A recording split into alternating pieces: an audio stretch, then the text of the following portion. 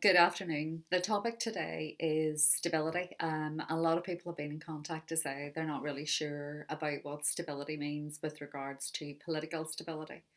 And where you'll find information on this, there's an overlap between the information on stability and on state collapse, because in many respects, stability, a stable state, is one that is not prone to collapse. So, a stable state is one which is under no threat of collapse, either from internal or external factors. If we think about states which are unstable, might be vulnerable to the international community, for example, launching some sort of an invasion or an attempt to remove the regime. So it can be internal or external factors. A stable state enjoys a high level of support from the population, and the prevalent view within the population is that the system works effectively, meaning there's no desire to change the system. So it's really about the system. That doesn't mean that people don't complain about the government or say, yes, we would like a different government or we don't like that policy. That's very, very different to wanting to completely change the system. Really, what we're talking about here is complete revolutionary change. A stable society is therefore characterised by high levels of popular support. That's what we're talking about. And of course, we know from what we've done already that that means high levels of popular consent and legitimacy for the system. Another characteristic, in a way, of a stable political system is that they can withstand economic, political, and other crises.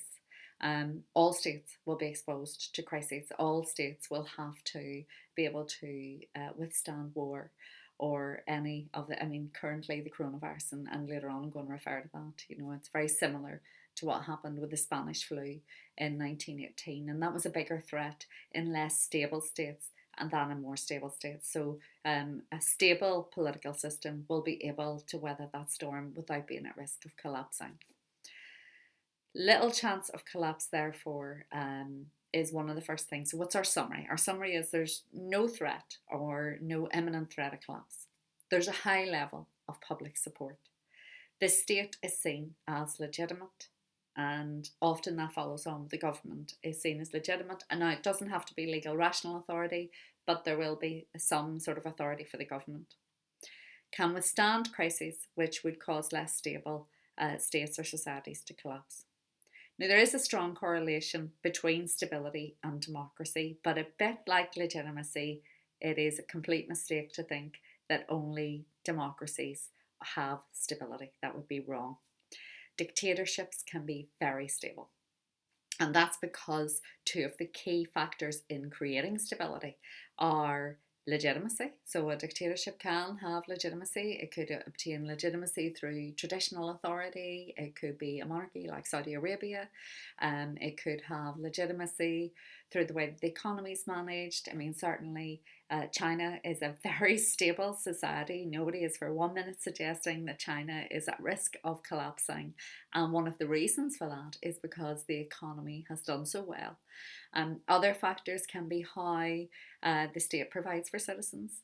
In many countries in the region that then fell during the Arab Spring, what really had happened was an economic decline and a change in how various groups in societies were looked after, meant that people felt less protected by the state, particularly a high level of youth unemployment, and the failure of the state to really address that properly was one of the economic factors that destabilised individual countries within the Arab Spring, but also throughout the region. Okay, so the factors that can cause the state to collapse are war and violence. I'm not too keen on always using historical examples. I think we can always find plenty of political examples from the modern day, but war and violence will cause a great deal of upheaval, will disrupt economic life, will expose very quickly inequalities that were already there. Problems that were already in society will be exposed if there's war and violence. Now, that could be being caught up in a wider regional war, or it could be civil war, but of course that's likely to lead to the collapse of the state.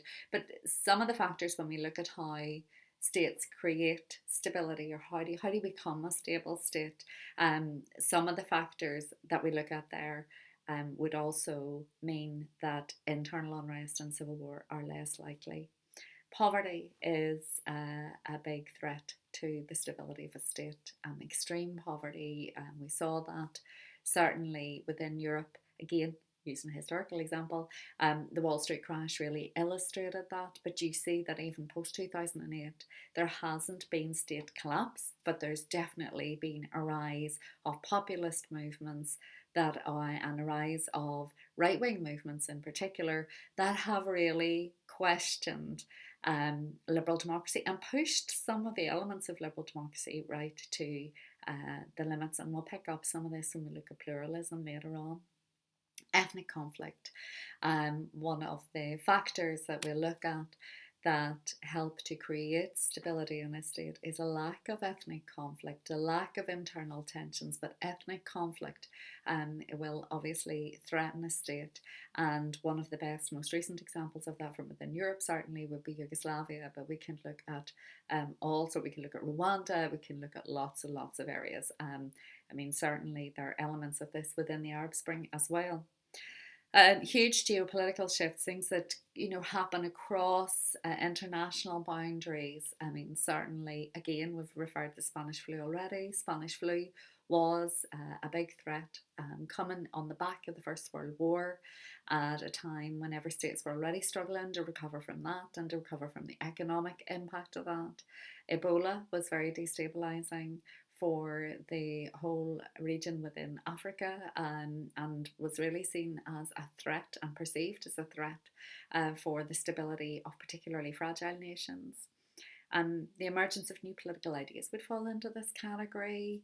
Any of these, I would see climate change as being something that increasingly will pose threats if we don't get on top of that as well. So there's lots of geopolitical shifts that we need to be aware of. And then states can collapse because of international intervention. It would be completely remiss to not mention Libya here, albeit that there was a popular uprising in Libya. There is no doubt that the defining characteristic in the collapse of the previous Libyan regime was really to do with international intervention, as I mentioned before. So, what makes a state stable? A strong economy. Can we put it at number one? I don't even know that I'm suggesting it's number one, but it's definitely way up there.